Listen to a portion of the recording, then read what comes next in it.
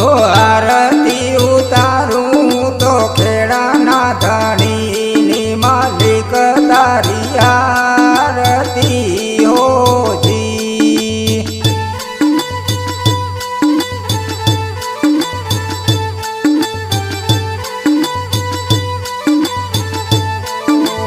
આરતી ઉતારું તો ગામના હનુમાન